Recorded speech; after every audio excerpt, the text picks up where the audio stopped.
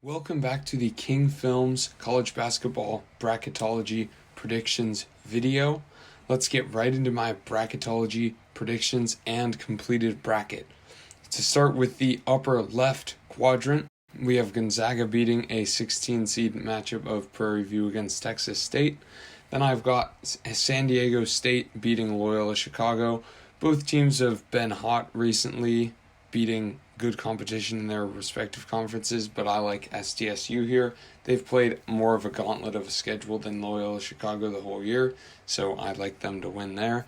I like Gonzaga to win that matchup of those two teams. Of course, Gonzaga, there's no reason for me to pick against them. They've been solid the whole season, and I see that continuing. Then we've got USC against UCSB. I'll take USC, even though UCSB is a very good team. Last week, I had USC losing to the underseeded team, but this year I'll give them the nod. And then I'll give a Texas team the win over a good Belmont team that doesn't really have any great wins. Texas just beat Kansas, and that is why I have them beating USC in the next round. USC could certainly win, and I think it'll be close, but I've got Texas there. And then I've got Gonzaga beating Texas in the 1-4 matchup to send Gonzaga to the Elite Eight. Going to the bottom of this same matchup, we've got Tennessee against Xavier. Give me Tennessee here. Xavier's been on a bit of a slide recently, but so has Tennessee. But I think Tennessee's the slightly better team here. And we've got Iowa against Abilene Christian. I've got Iowa to take that game. And then I've got Iowa to beat a struggling kind of Tennessee team. Next up, we've got North Carolina at the 7 seed against 10 seed VCU. VCU just got a win over St. Louis, so I like VCU to win this game here. Then we've got West Virginia against Liberty. I've got West Virginia. They're very hot as of late. Then give me West Virginia to beat VCU and West Virginia to beat Iowa again. I think Iowa's a bit overrated at that 3 seed. They don't have as many quality wins as a lot of the other Big Ten teams, but they have a great net ranking. But honestly, I see them choking at some point here, and I see it happening to a West Virginia team who will ultimately lose to Gonzaga in the Elite Eight due to the fact that Gonzaga's already beaten them this year and it wasn't particularly close. Now moving on to the next quadrant, I've got Baylor beating the 16 seed and then Florida beating BYU in a close 8-9 game. I'm not really sure who will win this, but Florida just has been up and down lately, but I think they'll win this game here. Next up, we've got 5 Houston against number 12 Minnesota/Duke. I've got Minnesota winning the play-in and the game against Houston. Houston is bound to choke this game. They haven't been battle-tested like Minnesota has. Give me Minnesota there. Creighton's been playing pretty good as of late, so I'll give them the win against Wright State and then again against a 12 seed Minnesota. And then I'll also go with the shocker and have Creighton beating Baylor here. Baylor beat Florida in the last round, but since these predictions are current, Baylor did not look good in their return to from COVID game against Iowa State, the worst Big 12 team. So I think they're bound to lose right now. They might rebound against the tougher competition in the future, but since this is just a point in time, I would not have Baylor beating Creighton if the game was tomorrow. On the bottom half of the bracket, we've got number 6 seed LSU against 11 seed Indiana. I like Indiana here. They're battle-tested. They've gotten some pretty good wins in the Big Ten. And LSU's been up and down. They just lost this Tuesday, so give me Indiana here. And we've got a hot Florida State team. I was tempted to pick Western Kentucky because they've got that nice win over Alabama, but I ended up going with Florida State just because they're really hot right now. No question about it, Florida State is the best team in the ACC, and I have them beating Indiana after this game because of that. Then we've got 7 seed Colorado against Boise State. I think Colorado has been helped out a bit by the net ranking, just like Iowa has, to be the 7 seed here, and they often choke games against bad teams. So I have Boise State winning here, and then Villanova beating the 15 seed Vermont. Then I've got Villanova beating Boise State here, just because I don't think Boise State's going to put up that much of a fight against them.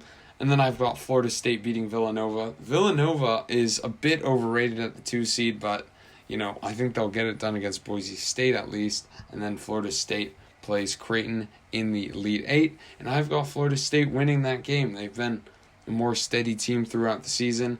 Creighton's been up and down, and they've choked some games, so give me Florida State to win that. Going on to the bottom left, we've got Ohio State against James Madison. Give me Ohio State there. Then we've got Rutgers against Missouri. I like Rutgers here. Missouri is in free fall right now, losing another SEC game on this Tuesday as well. So give me Rutgers there. But then I like Ohio State to beat Rutgers. Then we've got Arkansas against SMU/Colorado State. I've got Arkansas regardless of who wins that playing game, because Arkansas is a really hot team right now. Then we've got Texas Tech against Marshall. Texas Tech has dropped a couple games in a row, so give me Marshall.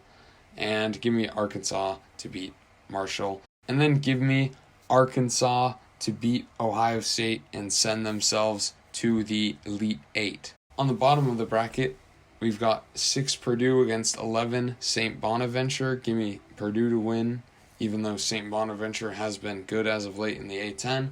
We've got a hot Kansas team against Winthrop. Even though Kansas lost to Texas, it was much closer than the first time around. Kansas is on the up and up. Give me Kansas to win there, and then against Purdue again. Purdue's been a bit up and down as of late, but I see them winning the first round matchup and not the second. Next up, we've got Maryland against Louisville. Maryland's very hot right now, and Louisville just scored a win as well, but give me Maryland to win this game. And then, of course, Alabama to beat the 15 seed. Then give me Maryland to put up a good fight against Alabama, and then they play Kansas, where I have them losing, actually, to a Kansas team that will ultimately beat Arkansas to send them to the Final Four. Next up in the bottom right, we've got Michigan against Siena. Give me Michigan to win that. Then we've got UCLA against Oklahoma State. The reason I'm giving UCLA the edge here, even though Oklahoma State is pretty hot as of late, just scoring that win over Texas Tech, is because I like that UCLA performance against Ohio State, who played Michigan really tough. UCLA really could have won that game, but choked down the stretch. Give me UCLA to win that one in a good win for the Pac-12. Then we've got 5 seed Wisconsin beating probably an overrated Colgate by the net rankings. Then we've got number 4 Oklahoma against Toledo. I've got Oklahoma to win that game. And then Oklahoma to beat Wisconsin, despite Oklahoma losing to Kansas State on the road in Big 12 play. I've still got them beating Wisconsin, but ultimately finding their downfall against a good Michigan team. Then we've got 6 seed Clemson against 11 seed UConn. Clemson's in the midst of a COVID pause, one of their many, and we saw how the last one played out. So give me UConn to win this game. And then give me Virginia to lose to Furman. Virginia just lost to Florida State, and they're a very overrated team. They also lost to Duke, so they are in free fall as well. Give me Furman to win that.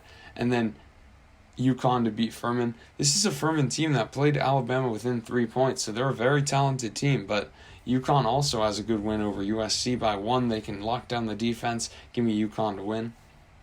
And we've got Virginia Tech against Oregon. Virginia Tech just lost another one to Georgia Tech. Give me Oregon to win this. Oregon also dropped a couple games out of their COVID pause, but they're playing much better as of late. Just lost to USC, but give me them to win there. And Illinois should beat Weber State. But then I've got Oregon beating Illinois. Illinois is another team that just lost. A lot of upsets on this Tuesday.